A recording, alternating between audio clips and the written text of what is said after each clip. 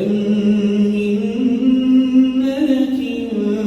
في السماوات لا تغني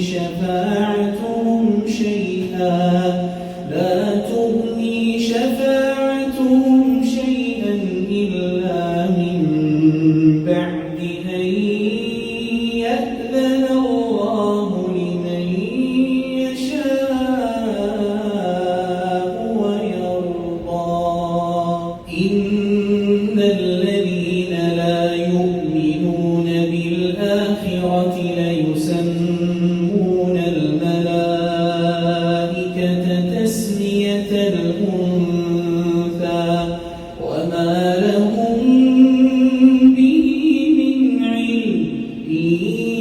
يتبعون إلا الظن وإن الظن لا يغني من الحق شيئا فأعرض عمن تولى عن ذكرنا ولم يرد إلا الحياة الدنيا ذلك مبلغهم من العلم إن ربك هو أعلم بمن ضل عن سبيله وهو أعلم بمن اهتدى. ولله ما في السماوات وما في الأرض ليجزي الذين أساءوا بما عملوا ويجزي الذين أحسنوا بالحسنى الذين يجتنبون كبائر الإثم والفواحش إلا اللمم إن ربك واسع المغفرة هو أعلم بكم إذ أنشأكم من الأرض وإذ أنتم أجنة في بطون أمهاتكم فلا تزكوا أنفسكم هو أعلم بمن اتقى. أفرأيت الذي تولى وأعطى قليلا وأكدى أعنده علم الغيب فهو يرى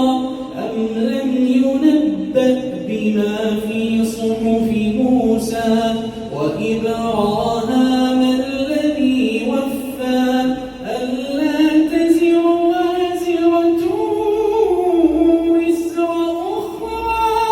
وأن ليس للإنسان إلا ما سعى وأن سعيه سوف يرى ثم يجزاه الجزاء الأوفى وأن إلى ربك المنتهى وأنه هو أضحك وأبكى وأنه هو أمات وأحيا وأنه خلق الزوجين الذكر والأنثى من نطفة إذا تمنى وأن عليه النشأة الأخرى وأنه هو أغنى وأقنى وأنه هو رب الشعرى وأنه أهلك عادا الأولى وثمودا فما أبقى وقوم نوح قبل إنهم كانوا هم أظلم وأطغى والمؤتفكة أهوى فغشاها ما غشى فبأي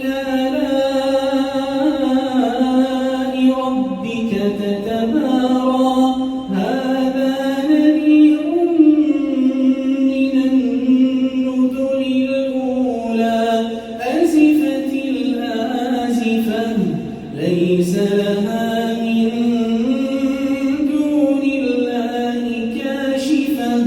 أفمن هذا الحديث تعجبون وتضحكون ولا تبكون وأنتم سامدون